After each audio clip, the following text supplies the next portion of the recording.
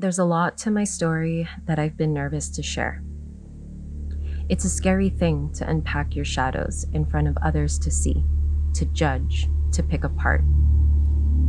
But I'm working on embracing all the layers of who I am, who I was, and who I want to become. I am a 34-year-old Filipino woman, born and raised in sunny Southern California. And it wasn't until last year that I had the profound realization that I am myself a person of color. That my brown skin means something in this country and in society. How is it possible that I lived so long without connecting those dots? Will people think differently of me if I share my past, my ignorance of privilege? Will all the work I've been doing and commit to continue doing mean nothing? Beneath the surface is an intricate system of false beliefs and truths I have anchored over time, and I'm trying to make sense of it all. It's like climbing a tall tree, getting to the top and not knowing how to get back down, or unraveling a deeply tangled and knotted rope. How can I undo any of this? The knots are too tight, the branches are too far for me to reach. But the only way down is branch by branch. The only way to untangle is undoing it knot by knot.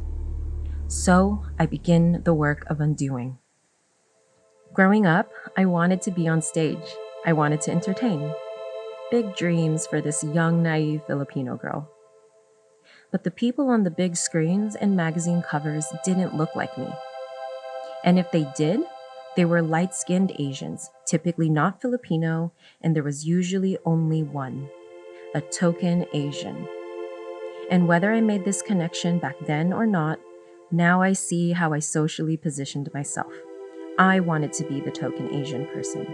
I wanted to be welcomed with open arms despite my brown skin. Brown skin that I hated so much. I just wanted to be white. I was a child with a tangled identity. But no matter how many white people I surrounded myself with, I would still just be the token Asian. Even if I laughed along with the racist jokes, nodded along with the problematic comments, I would still be told, "You're one of the cool ones, Pauline." I was confused. I thought I was one of you. I assimilated and I was still othered. But oh well, I guess I should be proud to be one of the cool ones who could take a joke, who could stay silent. So then what is my identity at this point? I have shunned and rejected anything about the Filipino culture or language. Not Filipino enough. I chose to surround myself with white people for most of my life. Not Asian enough. I have brown skin and people always ask me where I'm really from. Not American enough. I had to face the truth of anti-Blackness within my own Filipino culture. And the more I learned about anti-Blackness, the more I learned about white supremacy. Did I just trigger you? Good, because it used to trigger me, so let's talk about it. See, I used to think of white supremacy as the KKK or white nationalist groups committing acts of violence. I would shake my head and think, wow, America used to be a scary place. Good thing we don't have that anymore. I thought white supremacy equals really bad, evil people, and that was it. But now I understand there's more to it. That it lived within my own belief structure for so long, and that it's more common than I had ever imagined. It's me as a child and all my idols, the posters on my wall, being white people. It's me being told not to stay in the sun for too long so I don't get too dark. It's all the skin whitening products sold in Philippines and even being used in my own house growing up.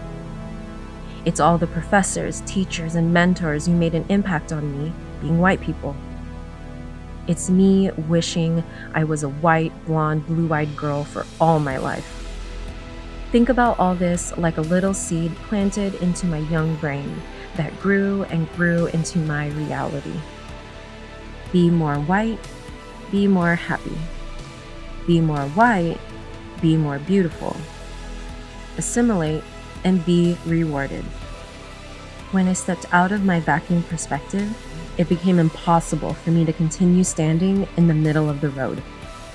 If we continue to deny that we as a society have this unspoken understanding that whiteness is the standard and is the norm, then how can we ever stand in solidarity with each other? How can we ever pivot towards an equal society? We deny and we deny and we deny. We blame it all on the media, the politicians. It's a false agenda being pushed to keep us in our place, hold us in our fear. But who are you trying to convince? People who set the standard, or people who look like me? I don't have a lot of answers to these questions. So for now, I continue to listen, unlearn, and relearn. The experience of uprooting and working through this trauma comes in waves of emotions. Shame, guilt, embarrassment, anger, pain, discomfort. But then comes empowerment, inspiration, healing, growth, and hope. I recognize now that speaking up and sharing is a key part to healing. Healing will allow me to release energy that no longer serves, and allow me to forgive. I do this not just for me, but for my family and community as well. I'm still working on accepting all the facets of this journey.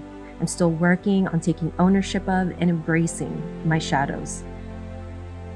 We see shadows when the light is behind us, right? It's time to change your perspective and turn towards the light. The reality is that the shadow is always going to be there. You can't do anything about that. But there's a choice to make here. I can choose to be led by the shadows, or I can choose to lean into the light. So let's lean together.